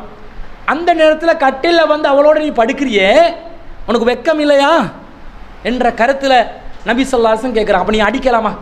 நீ எந்த மனைவியும் உன்னுடைய திருப்திக்கு பயன்படுத்தணுமே நினைக்கிறியோ அந்த மனைவி பகல் பூரா அடிமை அடிக்கிற மாதிரி அடிச்சுட்டு இரவில் வந்து கட்டிலில் சேர்ந்து கொள்றியே, வெக்கம் இல்லையா என்ற மாதிரி ரசூல் ஸல்லல்லாஹு அலைஹி வஸல்லம் கேட்குறத பார்க்குறோம். அப்போ அடிக்கிறத ரசூல் ஸல்லல்லாஹு அலைஹி வஸல்லம் ரோசம் வர்ற மாதிரி சொல்கிறாங்க. நீ அவங்களோட தான் சேர்ந்து வாழ போகிறாய். வாழ்கிறதே இல்லைன்னு முடிவு வந்தாலும் நீ லேசாக தான் அடிக்கணும். நீ வாழ்கிறதுக்கு சாதாரண நிலையில் தாறுமாற அடிமைகளை அடிப்பதை போன்று மனைவிமார்கள் அடிச்சண்டு வை, நீ வெக்கம் கெட்டவன். பொதுவாக ஆண்கள் பலமானவர்கள், பெண்கள் பலவீனமானவர்கள். சில பெண்கள் இருக்கிறாங்க, இவன் கையை தூக்க நினச்சா அவள் வந்து கம்பை தூக்கி அடிச்சிருவான், மண்டையை பிளந்துருவான். அப்படி பெண்கள் இருக்கிறாங்க. அந்த மாதிரி பெண்கள் கிட்ட அடங்கி போவாங்க ஆண்கள். ஒரு பொம்பளை மனைவியாக வந்தாண்டு வைங்க, ஒரு வெகுளி, அப்பாவி, உலகமே தெரியாதவள், புருஷன்தான் உலகம் என்று இருக்கிறேன் வைங்க, எப்படி ஆடுவாங்க தெரியுமா நம்ம ஆம்புலில்? அவளை வச்சு அடிமையாக்கி அவளை வச்சு எல்லா வேலைகளையும் பண்ண வச்சு. எனக்கு தெரிஞ்ச ஒரு சம்பவம், இந்த மனைவியை எந்த அளவுக்கு கொடுமைப்படுத்தியிருக்கிறாங்கன்னு சொன்னால், அந்த எத்தனை கிலோவில் வந்தாங்க ஒருத்தர், 23 கிலோவில் அனுப்பி வச்சாங்க ஒருத்தரை இந்தியாவில் தமிழ்நாட்டில் திருமணம் முடித்து அனுப்பினா எப்படி நடந்து கொள்ளணும்? ஒரு 50, அவங்கள குறைஞ்சதை விட 50 கிலோவாவது இருப்பாங்க தானே ஒரு பொம்பளையாக இருந்தாலும். ஸ்ரீலங்காவுக்கு ரிட்டர்ன் பார்சல் வருது, அந்த உடம்பு எப்படி உடம்பு உசுரோட தான் 23 கிலோவோடு வருது. மனைவியை எப்படி கொடுமைப்படுத்திருக்கிறாங்கன்னு பாருங்கள். 23 கிலோ வேண்டாம் என்னங்க நினைக்கிறீங்க? மந்த போஷண லெவலை விட கீழேயா இருக்கும். எப்படியோ இங்கே வைத்தியர்கள் எல்லாம் என்ன கேட்டாங்க தெரியுமா? முதல்ல ஃப்ளைட்டில் ஏறி எப்படி வந்தாயின்னு கேட்டாங்க. ஃப்ளைட்டில் ஏறி எப்படி வந்தாய்? நீ வந்ததே ஆச்சரியம் வேண்டாம், 23 கிலோ உடம்போட எப்படி வரலாம்? வர வச்சு ஆளுக்கு இருக்கிற என்னென்னமோ பண்ணி இப்போ ஒரு விதமாக 30-40 கிலோன்னு ஏற்றி எடுத்துட்டாங்க, மருந்து மாத்திரையை கொடுத்து. இவ்வளவு தடுமாற்றத்தில், காய்ச்சலில், சுகமில்லாமல் ஒரு அறையில் சுருண்டு படுத்து கொண்டு கிடக்கக்கூடிய நேரத்தில் கூட சமைக்க மாட்டீங்களா? அநியாயக்காரர்கள், அக்கிரமக்காரங்க. அந்த குடும்பத்துக்கு நாங்கள் என்ன அறிவுரை சொன்னோம் தெரியுமா?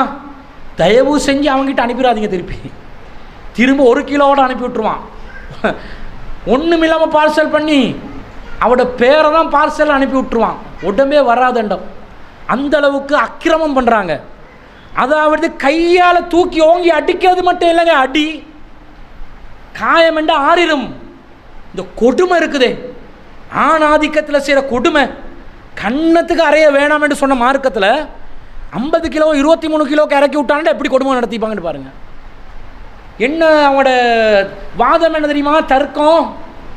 உனக்கு பிள்ளை இல்லை, நீ தான் வீட்டு வேலை செய்யணும். புள்ள வந்து இவங்களோட டிபார்ட்மெண்ட் தானே, நினச்ச டைமில் புள்ளைய எடுத்துக்கொள்ளலாம் தானே, வாங்கி கொள்ளலாம் தானே. புள்ள பெற்றுக்கொள்ளலை என் மவனுக்கு, மாமனார் சொல்லுவாராம், என் மவனுக்கு நீ புள்ள பெற்றுக்கொள்ளலை, அதனால் வீட்டு வேலைலாம் நீ தான் செய்யணும். அடி செருப்பால் இப்படி பண்ணலாமா? அப்போ அடி என்பது கையால் அடிக்கிற அடி மட்டுமல்ல, கொடுமைப்படுத்தக்கூடாது, அக்கிரமம் பண்ணக்கூடாது, பெண்கள் மீது ஆணாதிக்கத்தில் அநியாயம் பண்ணக்கூடாது. நீங்கள் உடலில் பலசாலிகள் என்றதுனால அவங்களுக்கு நீங்கள் கையை வச்சுக்கிட்டு வைங்க. உங்கள் எல்லாத்தையும் படைச்ச பலசாலியான ஒரு அல்லாஹ் இருக்கிறான். அவன் பிடிக்க நினைச்சா முடிஞ்சு கதை.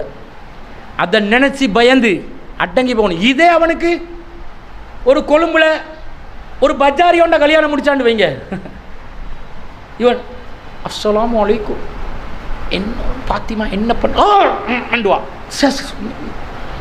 நீங்கள் பண்ணுங்க, நான் ஒன்றும் பண்ணலை, ஒன்றும் பேசலை, எப்படி அடங்குறாய் நீ? அப்போ உண்ட உடல் பலம் பலவீனமாக இருக்கிற நேரத்தில் நீ எப்படி அடங்கி போகிறாய்? நீ அப்போ நெச்சுரலாக நடந்துக்கோ. உன்னோட மனைவிக்கு கண்ணியத்தை கொடு. ரசூல் ஸல்லல்லாஹு அலைஹி வஸல்லம் அடுத்ததாக என்ன சொல்கிறாங்க? ரசூல் ஸல்லல்லாஹு அந்த ரசூலா சொல்கிறாங்க பாருங்கள், நீங்கள் வந்து இஸ்தௌசு பின் நிசா, பெண்கள் விஷயத்தில் நல்லதை நினைங்க. முதல்ல ஃபைன் நம்ராத்த ஹுலிகத் மின் லிலை, பெண்கள் எலும்புகளால் படைக்கப்பட்டவர்கள். ஆதம் அலைஹிஸ்ஸலாத்துல விலா எலும்பால் தானே படைக்கப்பட்டது. விலா எலும்பு எப்படி இருக்கும்? இப்படி வளைஞ்சி சரியாக ஒரு அடிப்பட்டு சென்று வைங்க, இங்கே பட்டாசண்டு உடஞ்சிரும். என்றது புட்டு ஸ்னூல் மாதிரி. நம்மளோட உடம்பு பெரிய பலசாலி, என்ன தான் ஜிம்முக்கு போயிட்டு உடம்பை வந்து திரகாத்தரம் ஆக்கியிருந்தாலும் ஒரு 3 தட்டிலேருந்து கீழே தள்ளி விட்டு பாருங்கள், அவ்வளோதான் கதி. சரியாக விழ வேண்டிய ஒரு ஆங்கிளில் விழுந்தானு வைங்க, இடுப்பு சீவனிலாம் போயிடும். அப்போ ரசூலா சொல்கிறாங்க, பெண்கள் ஆதம் அலைஹிஸ்ஸலாத்துடைய விலா எலும்பிலிருந்து படைக்கப்பட்டவங்க. வைன்ன ஆவஜ செய்யின் ஃபில் இலை, எலும்புகளில் மிகவும் பலவீனமான எலும்பு என்னன்னு சொன்னால் அலாஹு விலா எலும்பு. ஃபைன் தஹப்த துகிமுஹு, நீ அந்த விலா எலும்பை நேராக்க போனி என்று சொன்னால் என்ன நடக்கும்? தஹப்த துகிமுஹு கசர்தஹு, நீ அதை உடைத்து விடுவாய். விலா எலும்பு இப்படி வளைஞ்சிருக்கும், ரொம்ப பலவீனப்பட்டு வளைவு உள்ள ஒரு எலும்பாக இருக்கும். அதை ஒத்தடியாக நீ நேராக்க போயிடாதே, அப்படி போனேன்னு சொன்னால் அது உடைந்து விடும். அப்போ ரசூல் ஸல்லல்லாஹு சொல்கிறாங்க, வைன் தரக்தஹு லம் யஸல் அவஜ், நீ அதை நேராக்காமல் விட்டு விட்டாலும் அது வளைஞ்சி தான் கிடக்கும். பெண்கள் ஒரு விதமான பலவீனத்தில், ஒரு விதமான குறைகளோட, ஒரு விதமான சிந்தனை போக்கு குறையுள்ளவர்களாகத்தான் இருப்பார்கள். நீ அதை உடனடியாக நேராக்க போயிடாதே, நீ நேராக்காமல் விட்டாலும் அது வளைஞ்சு கொண்டே தான் இருக்கும் என்று ரசூலா சொல்லிட்டு ஃபஸ்தௌசு பின் நிசா, பெண்கள் விஷயத்திலே நல்லதையே நீ எண்ணு. அப்போ பொம்பளைக்கு நீ கை தூக்கினா நீ ஆம்பளையா? இல்லை. ஒரு பெண்ணுக்கு கையை உயர்த்தும் பொழுது ஒவ்வொரு ஆண்மகனும் நினைக்க வேண்டும், நான் ஒரு பொட்டை அப்படின்னு நினைக்கணும். எப்படி நினைக்கணும்? பொட்டேண்டா கண் பொட்டை இல்லை, நான் ஒரு பொம்புளை, நான் ஒரு 9 என்று நினச்சி தான் நீ கையை தூக்கணும். கொஞ்சம் சில விஷயங்களை கொஞ்சம் நல்ல உருக்கமாக சொன்னால், நல்ல உரைக்கிறதுக்கு சொன்னால் தான் விளங்கும். பொம்புளுக்கு கை தூக்காதீங்க, கெட்ட பண்பு, ஆணாதிக்கம் நிறைந்த சமூகத்தாரே, அல்லாஹ்க்கு பயந்துக்கோங்க. ரசூல் அதை வன்மையாக கண்டிக்கிறத நாங்கள் பார்க்குறோம். அதே மாதிரி ரசூல் ஸல்லல்லாஹு அலைஹி வஸல்லம் சொல்கிறாங்க, பெண்களை வந்து நாங்கள் மட்டம் தட்டக்கூடாதுன்றதுக்காக சொல்கிறாங்க, வலா துக்கப்பே, நீ பெண்களை மனம் நோக செய்து விடாதே, மனசை நோவடிக்காதே. சில பெண்கள் ஆம்புலையில் நல்லவனாக இருப்பான், சில நேரம் சில வார்த்தைகளை பேசுவான், அப்படி மனசு உடஞ்சிரும். அவன் நினச்சி பேசியிருந்தா தப்பு, நினைக்காம பேசியிருந்தா பொம்பளையில் விளங்கணும். அவன் நினைக்கல, வந்துருச்சு. எல்லாரும் மலக்குமார்கள் போல வாழ்வாங்களா? பை மிஸ்டேக்கில் வார்த்தைகள் வரத்தானே செய்யும். மன்னிப்பு கேட்டு விட்டு கொடுத்து அப்படி போயிடணும். ரசூலா என்ன சொல்கிறாங்க? நீ பொம்பளைகளுக்கு மனம் நோகிற மாதிரி நடக்காதே, மனசை நோவடிக்கக்கூடாது, பெண்களுடைய மனசை புரிஞ்சு நடந்து கொள்ளணும். அவங்க எப்படிப்பட்ட ஒரு நிலையில் வளர்ந்துருப்பாங்க தெரியுமா? பெண்களுடைய உலகத்தில் நம்பர் 1 ஹீரோ அவளுடைய தந்தை. அந்த தந்தையுடைய ஒவ்வொரு அங்க அவயவங்களையும் அவள் பார்த்து பிரமித்து போவாள். ஒவ்வொரு நடவடிக்கையும் பார்த்து ரசிப்பாள். இதுதான் என்னுடைய கனவு உலகத்தின் வீரன் கதாநாயகன் என்று நினைப்பாள். அந்த அளவுக்கு ஒரு கணவன் மேல, தன்னுடைய தந்தை மேல, சிறு குழந்தைகளாக இருக்கக்கூடிய பெண் குழந்தைகள் பாசம் நேசம் அதிகமாக வைப்பாங்க. காரணம் என்ன தெரியுமா? அந்த வாப்பாட ஹீரோயிசத்தை எதிர்ப்பாள் தானே, எதிர்ப்பாள். வாப்பாட ஹீரோயிசத்தை பார்த்து ரசிப்பான். ரசித்து அது ஒரு விதமான ஈகோ. யாரோட வளரும் வேண்டாம், உம்மாவோட வளரும். உம்மா வந்து வாப்பாட கொஞ்சம் நெருக்கமாக இருந்தால் இன்னும் கொஞ்சம் ஓரமாவுங்க, ஏண்டா வாப்பா, நான் தான் வாப்பா கிட்ட இருப்பேன். அவட கனவு உலகம், அவட உலகமே எதிர்ப்பால் பார்க்கிற முதலாவது ஆண் வீரன் கதாநாயகன் தந்தை. அந்த தந்தையும் அந்த பொம்பளை பிள்ளைய எப்படி பார்ப்பான்? எல்லா பிள்ளைகளோடையும் பாசம்தான். எப்படி பார்ப்பான் தெரியுமா? பொம்பளை பிள்ளை கூடுதலான இறக்கத்தோட. இதே மாதிரி நடக்கும். ஆம்பளை பிள்ளைகள் வாப்போ பார்ப்பான், நம்மளை மாதிரியே இருக்கிறாரு, நம்மளை மாதிரி கை கால் இருக்குது, நம்மளை மாதிரி உடம்பு அமைப்பு, அதெல்லாம் பார்ப்பாங்க. சைக்காலஜியில் சொல்லுவாங்க, அதெல்லாம் பார்ப்பாங்க. பார்த்துட்டு நம்மளுக்கு வித்தியாசமாக யார் இருக்கிறா, உடனே பார்ப்போம், உம்மா தானே வித்தியாசமாக இருக்கிறாங்க, என்ன மாதிரி உடம்பு இல்லை. அங்கே ஒரு கவர்ச்சி. தாயோட அப்படி ஆம்பளை புள்ள ஒட்டும், தாயோட ஒட்டிக்கொள்ளும். இப்போ யார் வில்லன் ஆகிறது? வாப்பா வில்லன். நான் பாசங்காற்ற என்னுடைய தாயோட, என்னுடைய அந்த அந்த பெண் இனத்தை சேர்ந்த அந்த உத்தமியோட இன்னொருத்தன் பாசம் காட்டக்கூடாது. இவனுக்கு ஈகோ வளரும் தாய்க்கு எதிராக, தந்தைக்கு எதிராக. தாய் மீது பாசம், தந்தை மீது ஈகோ வளரும். தாயோடையே ஒட்டி கொண்டு இருப்பான்.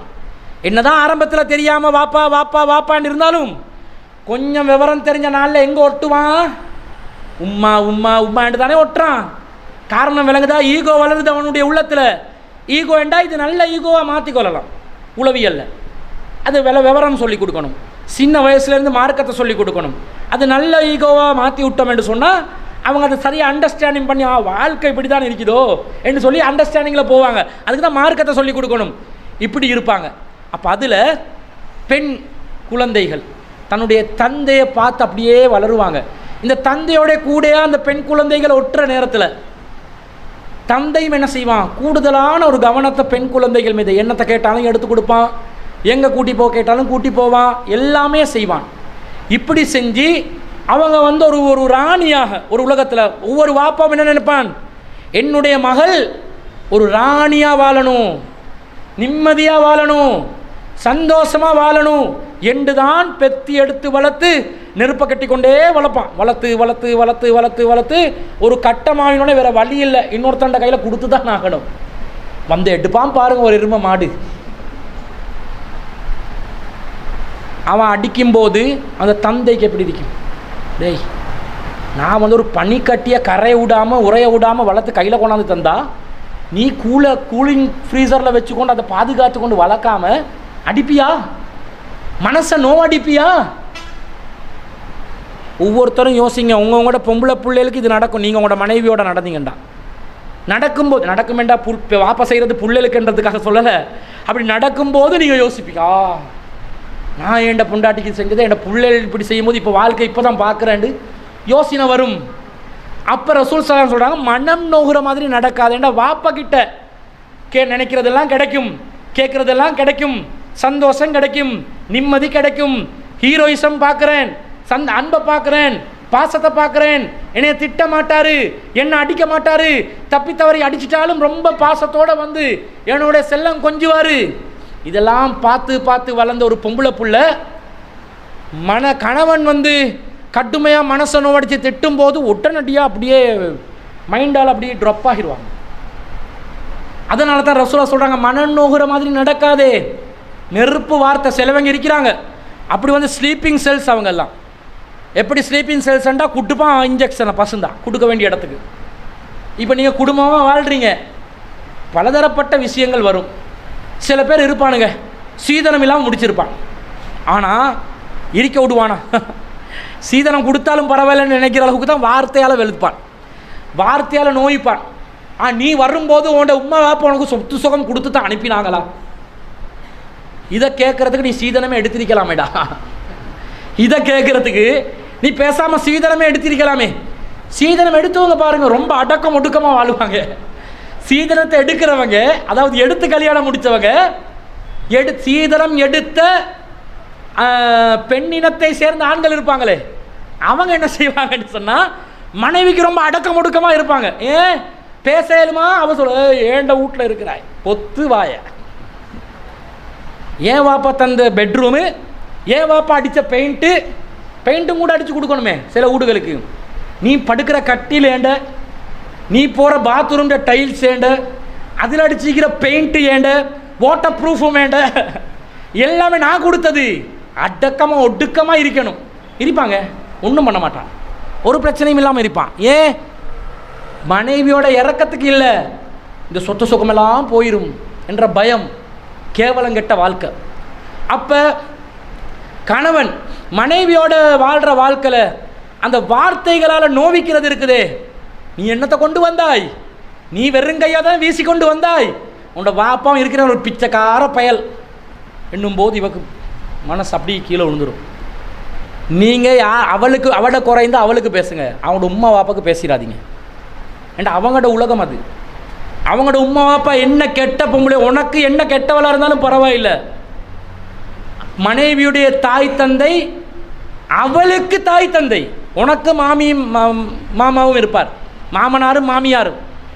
அவளுக்கு தாய் தந்தை தானே, ரெஸ்பெக்டை கொடுக்கணும். பொண்டாட்டி கேச மாட்டான், பொண்டாட்டியை நோவடிக்கணும்னு அங்கே குத்துவான். எங்கே உன் உம்மா எப்படி, உன் வாப்பா இப்படி, உன் தம்பி இருக்கிறானே தருதலை உதவாக்கற என்றோடனே இவக்கு நோவும். அவன் உண்மையிலே உதவாக்கறையாக இருப்பான், தருதலையாக இருப்பான். உனக்கு எதுக்கு? நீ உருப்படியானவனா? உன் குடும்பத்தை பட்டியல் போட்டு அவ பேச, ஏண்ட குடும்பத்தை நீ எழுத்தா பார்த்துக்கோ, ஏண்ட உம்மா வாப்பாவை பேசினா பார்த்துக்கோ. ஓண்ட குடும்பம் கடைசியில் யார் திட்டிக் கொள்வாங்க தெரியுமா?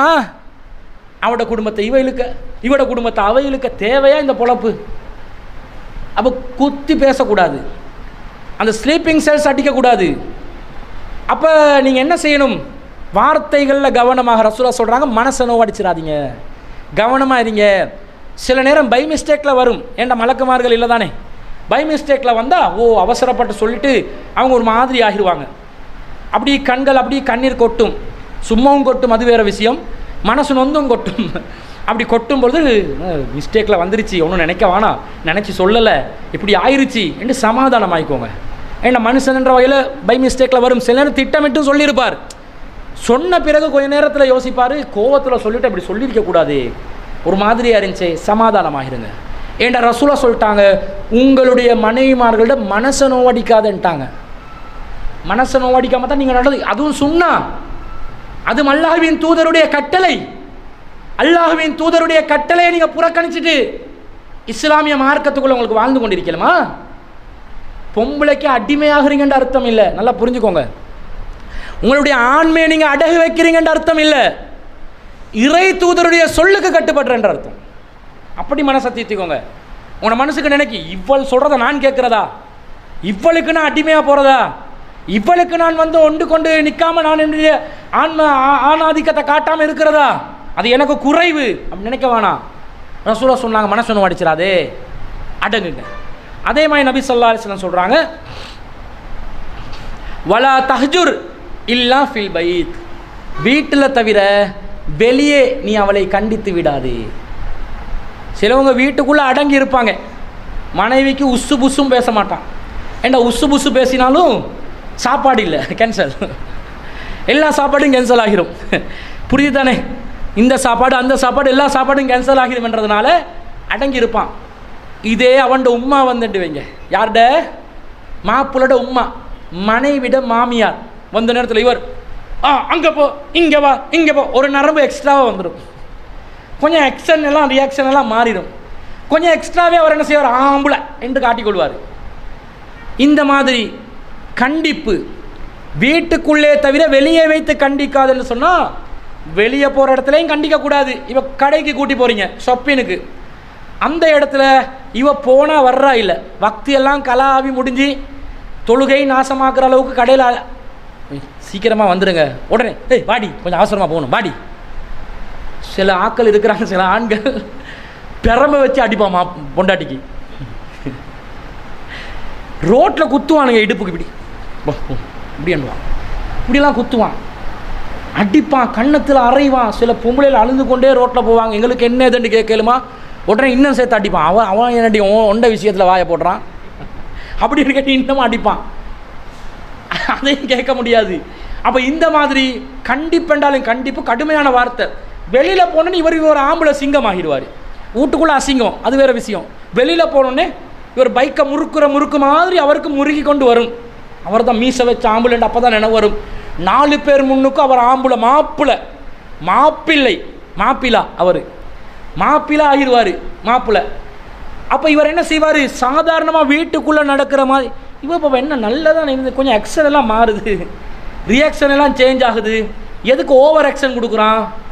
பாப்பா நீ வந்து உன் குடும்பத்தில் முன்னாடி இதே மாமியிட வீட்டுக்கு கூட்டி போயிட்டு உம்மாட முன்னுக்கு தண்ணியை கொண்டாந்து வை, அதை கொண்டாந்து வை, இதை பண்ணு, அதை பண்ணு, வீட்டுக்குள்ளே அவன் போயிட்டு பொண்டாட்டிக்கு தண்ணி எடுத்து கொடுப்பான். ஒரு புறையேறினாலும் இவன் தான் போயிட்டு தட்டுன்னு தட்டுவான். மாமியிட வீட்டுக்கு போனா நீ அதை பண்ணு, நீ இதை பண்ணு, இவர் தன்னை வசதி காட்டுறாரு. உன்னோட கண்டிப்பு உண்மையிலே கண்டிக்க வேண்டிய விஷயமா இருந்தாலும் வீட்டுக்குள்ளே தான் கண்டிக்கணும். வீட்டுக்குள்ளே கண்டிக்கிற சொல்ல ஏன்னு சொல்கிறாங்க, மனைவியை அவமானப்படுத்துவது கூடாது. இன்றைக்கு எத்தனை ஆம்புலேல் தன்னுடைய மனைவிமார்களை எத்தனை இடத்துல போயிட்டு அவமானப்படுத்துகிறான். குறிப்பாக மாப்பிள்ளோட குடும்பத்தில் போயிட்டு எனக்கே ஒருத்தி வந்து சேர்ந்தாலே அல்லல்லல்லா அவளோட படுற பாடுறான். அவளுக்கு சமைக்கவும் தெரியா, அவளுக்கு உடுக்கவும் தெரியா, ஒழுங்காக பேசவும் தெரியா, கொஞ்சம் இங்கிலீஷ் பேசி கேளுங்களே அவகிட்ட, ஹவ்வாயுன்னு கேளுங்களே, உளத்துவா பாருங்கன்னு கிக்கின்னு சிரிப்பாங்க. இந்த குடும்பம் சேர்ந்து சிரிக்கும். நீ அவமானப்படுத்துறியா?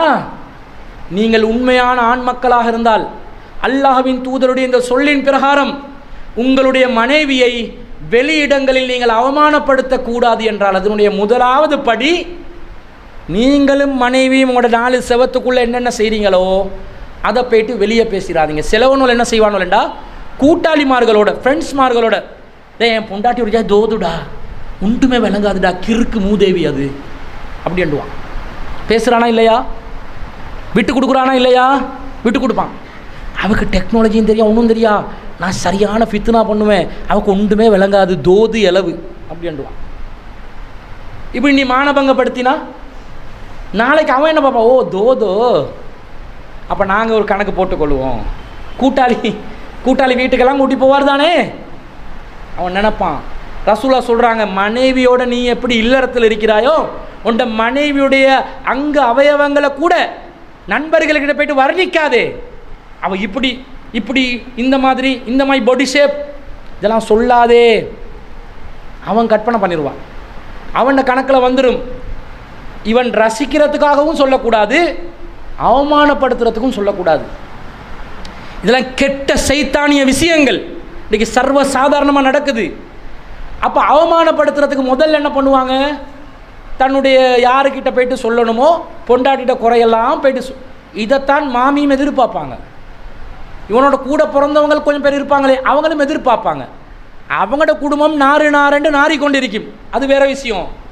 அதெல்லாம் வெளியே போகிறது கூடாதுன்னு நினைப்பாங்க. ஆனால் நானோட பொண்டாட்டி, தம்பிட பொண்டாட்டி என்ன மிஸ்டேக் பண்ணுறாங்கன்றத தெரிஞ்சு கொள்கிற ஹவாவுடன் இருப்பாங்க. அதுக்கு இடம் வச்சிடாதீங்க. உங்களோட மனைவியோட நீங்கள் நடந்து கொள்வது உங்களுக்குரிய அமானிதம். வெளியே போய்ட்டு ஒத்த வார்த்தையை மிஸ் பண்ணி போட்டுறாதீங்க. உம்மா கிட்ட கூட, உங்களை பெத்த தாய்கிட்ட கூட மனைவியை நீங்கள் விட்டு கொடுத்து பேசுகிறாதீங்க. அதுக்காக தாயை புறக்கணிக்க சொல்லலை. தாய் எங்களுடைய ஒரு கண்ணுண்ட மனைவி இன்னொரு கண், 2 கண்ணையும் நாங்கள் வச்சு பாதுகாக்கணும். உலகத்தில் உறவு பாராட்டுறதுக்கு மிக தகுதியானவங்க தாய் தான். அதுக்காக அந்த தாய்கிட்ட போய்ட்டு மனைவியை விளம்பரப்படுத்தி கொண்டு இருக்கக்கூடாது, அம்பலப்படுத்தி கொண்டு இருக்கக்கூடாதுன்றது விளங்கும். டைம் முடிச்சுக்கொள்வோமா? இன்னும் விஷயங்கள் இருக்குது. இதில் இன்னொரு செய்தியை சொல்லிட்டு முடிச்சுக்கொள்கிறேன். அடுத்த வாரம் இதில் தொடர் இருக்குது, இன்ஷால்லா பார்ப்போம். ரசூல் ஸல்லல்லாஹு சொல்கிறாங்க, எந்த அளவுக்கு மனைவியோட ரெஸ்பெக்டபுளாக நடக்கணும் என்றா, ரெஸ்பெக்டபுளாக நடக்கணும், வைஃபோட ரெஸ்பெக்டபுளாக நடக்கணும், மரியாதை கொடுத்து நடக்கணும், கௌரவம் கொடுத்து நடக்கணும். உங்களோட வயசில் இளையவங்களாக இருப்பாங்க, அது வேறு விஷயம். ஆனால் ரெஸ்பெக்ட் முக்கியம். எந்த அளவுக்கு ரெஸ்பெக்ட்னு சொன்னால், நபி ஸல்லல்லாஹு அலைஹி வஸல்லம் ஒரு முறை ஆயிஷா ரலியல்லாஹு தூங்கி கொண்டு இருக்கிறாங்க. ரசூல் ஸல்லல்லாஹு அலைஹி வஸல்லம் அவங்கள பார்க்குறாங்க, தூக்கம், உறங்கி கொண்டு இருக்கிறாங்கன்ட்டு ரசூலாம் ஒரு சைடில் போயிட்டு அவர் என்ன செய்கிறாரு, போர்வையை போற்றி கொண்டு சாஞ்சி கொள்கிறாங்க. ஆயிஷா நாகி தூங்கலை, தூங்குற மாதிரி நடித்து கொண்டு இருக்கிறாங்க. ஆயிஷா நாகிட்ட சில விஷயங்கள் இருக்குது தானே, ஹதீஸுகளில் வாரது தான். அவங்க தூங்குற மாதிரி கொஞ்சம் என்ன செய்கிறாங்க, கொஞ்சம் பாவனை செஞ்சு கொண்டு இருக்கிறாங்க. அப்போ ரசூல் ஸல்லல்லாஹு அலைஹி வஸல்லம் அப்படியே கொஞ்சம் நேரம் இருந்துட்டு ரசூலை வீட்டுக்குள்ளே வர்றாங்க. வந்து அவங்களோட மேலாடையை கலைக்கிறாங்க, பாதணிகள் ரெண்டை இப்படி உண்டாக்கி தலைக்கு பக்கத்தில் இப்படி வச்சு கொள்கிறாங்க. பிறகு வந்து போற்றி கொண்டு படுக்கிறாங்க. திடீரென ரசூல் ஸல்லல்லாஹு அலைஹி வஸல்லம் இப்படி பார்க்குறாங்க. ஆயிஷா ரலியல்லாஹு அன்ஹா, ஆயிஷா ரலியல்லாஹு எப்படி அறிவிக்கிறாங்கண்டா ஹதீஸை, இறை தூதர் ஸல்லல்லாஹு அலைஹி வஸல்லம் நான் தூங்கிறேனா இல்லையான்னு பார்த்தாங்க. அது எப்படின்னா நான் தூங்கிட்டேனோ, நான் நல்ல ஆழ்ந்த தூக்கத்துக்கு போயிட்டேனோ என்று பார்த்தாங்க. தூங்குறே இல்லையான்னு பார்த்தாங்கண்டா கூட வேற கணக்கு, நான் ஆழ்ந்த தூக்கத்துக்கு போயிட்டேனோ என்று பார்த்துட்டு மெதுவாக போர்வையை அகற்றினார்கள். எப்படி அந்த ஹதீஸை வர்ணிக்கிறாங்கன்னு பாருங்கள். மெதுவாக போர்வையை அகற்றினார்கள். அப்படியே என்ன செஞ்சாங்க, அந்த படுக்கையிலேருந்து எழுந்திரிச்சாங்க. மெதுவாக மேலாடையை போட்டாங்க, மெதுவாக காலணிகளை அணிந்தாங்க, மெதுவாக வீட்டுக்கு வெளியே போய் கதவை மூடினாங்க. கதை வேண்டாம், அவங்களுக்கு ஒரு பாய் தான், அதை போட்டு அப்படி மூடிட்டாங்க. மெதுவாக போயிட்டாங்க. நான் பதட்டப்பட்டுட்டேன், இதன் அல்லாஹ்வின் தூதர் ஸல்லல்லாஹு அலைஹி வஸல்லம் செய்கிறாங்க. பட்டுக்கிற மாதிரி வந்துட்டு, அது என்னுடைய இரவு, என்னோட தூங்க வேண்டிய நாள், எங்கே போகிறாங்க எனக்கு தெரியாமல் என்று பார்க்க நினச்சேன். நான் என்னுடைய அப்படி மேலாடையை போட்டு என்னையை மறைச்சி கொண்டு நான் நபி ஸல்லல்லாஹு அலைஹி வஸல்லத்தை அப்படியே பின்தொடர்ந்தேன். ரசூலுல்லாஹ்வுடைய அடிச்சுவட்டை நான் தொடர்ந்து கொண்டு அப்படியே சென்றேன். ஆயிஷா ரலியல்லாஹு அன்ஹா சொல்கிறாங்க, எப்படி சொல்கிறாங்கன்னு பாருங்கள். இன்தலக்து அலா இஸ்ரிஹி, அவங்களுடைய அடிச்சுவடுகளை நான் தொடர்ந்து சென்றேன். அத்தாஜா அல் பக்கி, நபி ஸல்லல்லாஹு அலைஹி வஸல்லம் பக்கிக்கு போனாங்க. பக்கியானா ஜன்னத்துல் பக்கி, மையவாடி. ரசூலா போயிட்டுக்கிறாங்க எங்கே, அடுத்த மனைவிட வீட்டுக்கு இல்லை, மையவாடிக்கு தான் போயிட்டுக்கிறாங்க. மையவாடிக்கு போனாங்க. ஃபகாம, ரசூலா நின்றாங்க. ஃபஅதால் அல் கியாம், ரொம்ப நெடுநேரம் நின்றாங்க.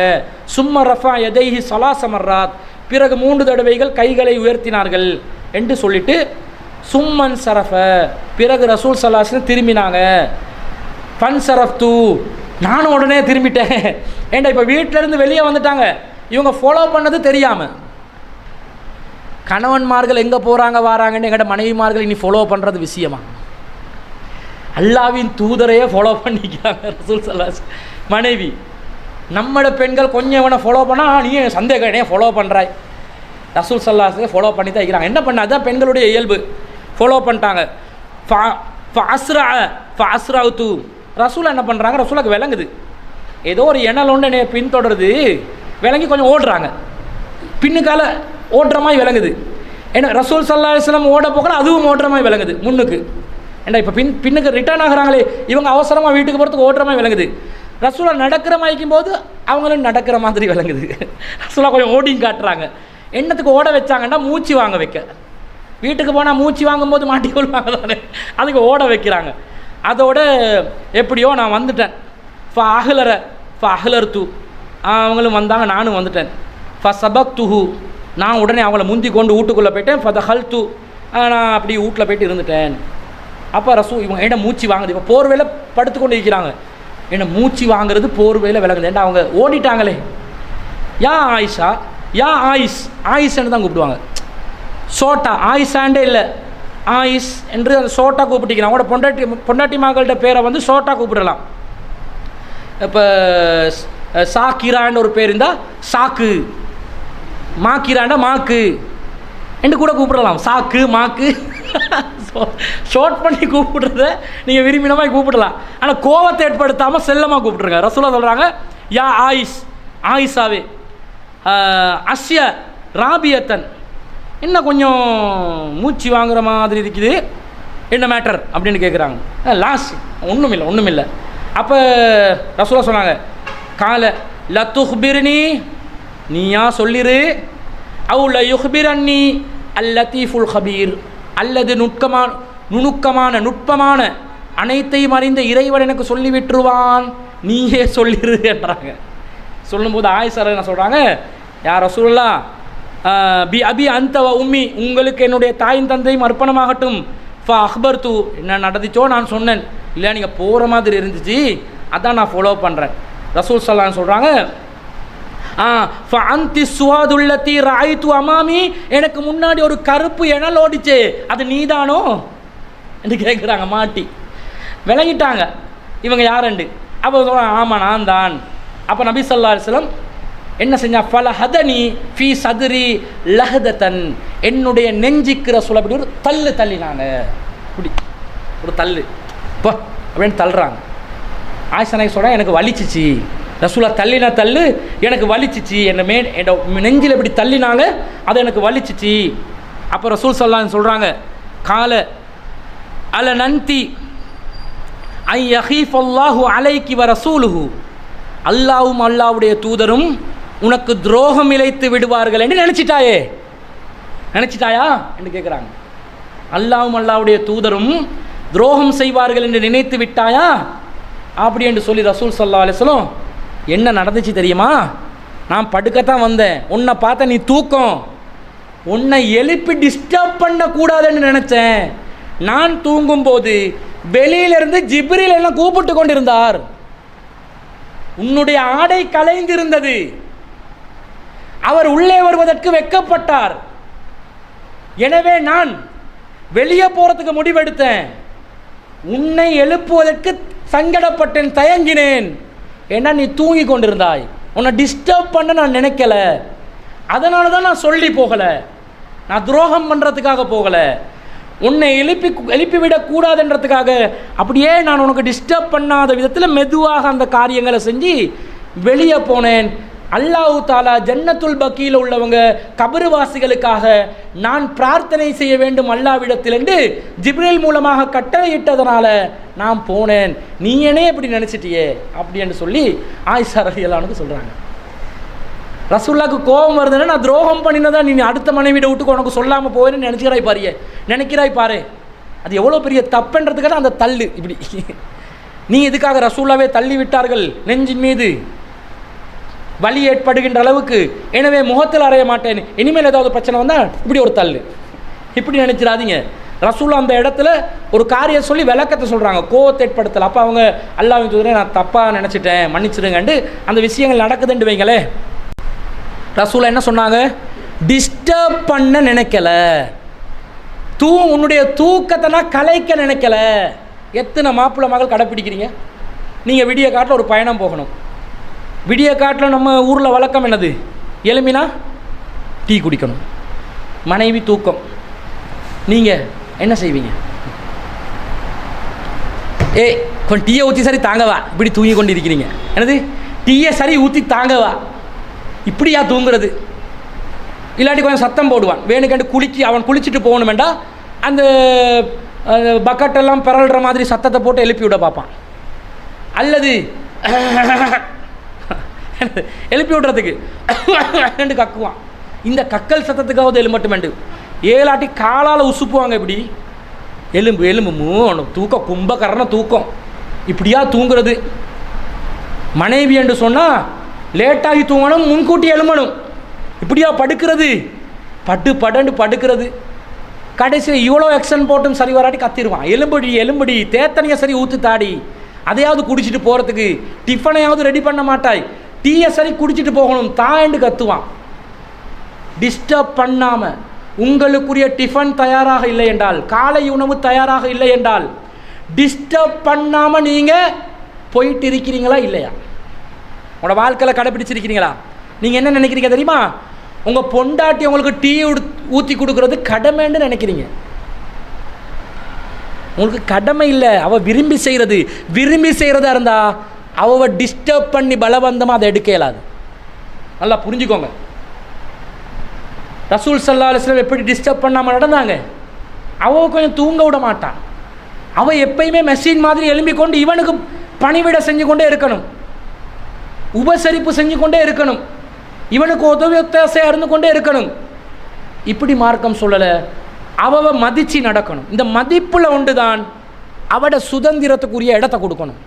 அந்த சுதந்திரத்துக்குரிய இடத்த கொடுத்து அவங்களோட மனசை வெண்டெடுத்து பாருங்கள், என்ன பெரிய பிரச்சனை வந்தாலும் உங்களை விட்டு கொடுக்க மாட்டாங்க. இந்த மாதிரி அவங்கள மதித்து வாழணும். இது சம்பந்தமான இன்னும் சில செய்திகள் குர்ஆன் ஹதீஸில் உள்ளது. இன்ஷா அல்லாஹ் அடுத்த வாரங்களில் பார்ப்போம். வாஹிரு தவானா அனில் ஹம்துலில்லாஹி ரப்பில் ஆலமீன்.